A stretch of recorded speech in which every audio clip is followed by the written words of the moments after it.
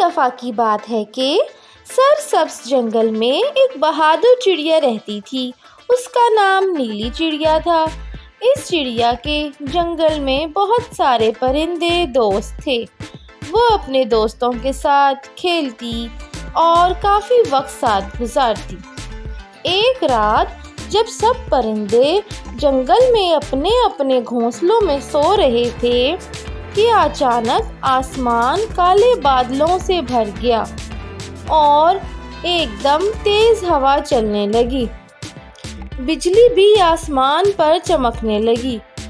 بجلی کی چمک اور گرج سے جنگل میں رہنے والے سب پرندے ڈر گئے۔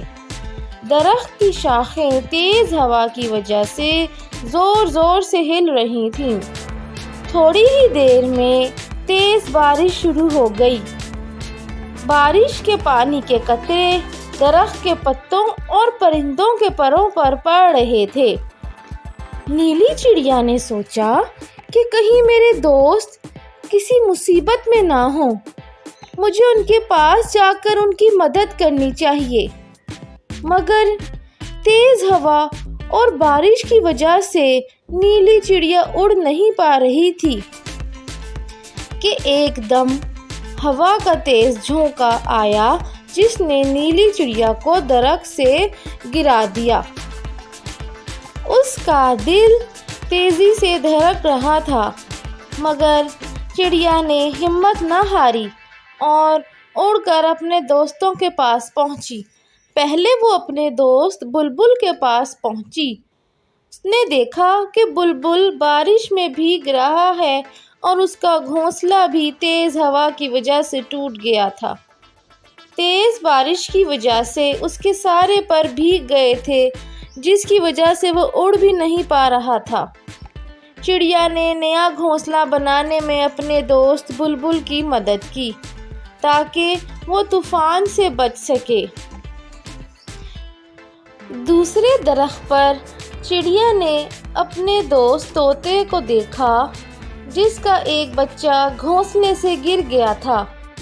طوطے کے پر بارش کے پانی سے گیلے ہو رہے تھے۔ طوطا اپنے بچے کو اٹھانے کے لیے اڑ بھی نہیں سکتا تھا۔ چڑیا نے اپنے دوست طوطے کی مدد کی۔ اس کا بچہ اس کو نیچے سے اٹھا کر دیا اور ایک محفوظ جگہ ڈھونڈنے میں مدد کی تاکہ وہ رات سکون سے کسی محفوظ جگہ پہ گزار سکیں۔ رات گزرنے کے بعد جب طوفان رک گیا اور صبح ہوئی تو نیلی چڑیا اور اس کے دوست اکٹھے ہوئے اور مسکرائے۔ وہ بہت خوش تھے کیونکہ نیلی چڑیا نے ان کی طوفان میں مدد کی تھی۔ انہوں نے نیلی چڑیا کو گلے لگا کر شکریہ ادا کیا اور کہا کہ تم نے اتنی بہادری دکھائی اور طوفانی بارش میں ہماری مدد کی۔